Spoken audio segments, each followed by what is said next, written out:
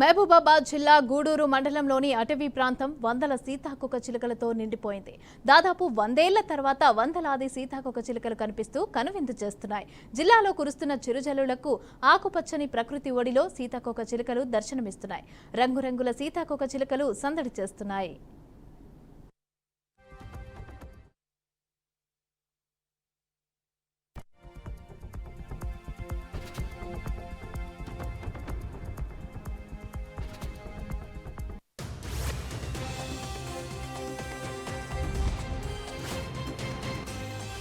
two wheelers के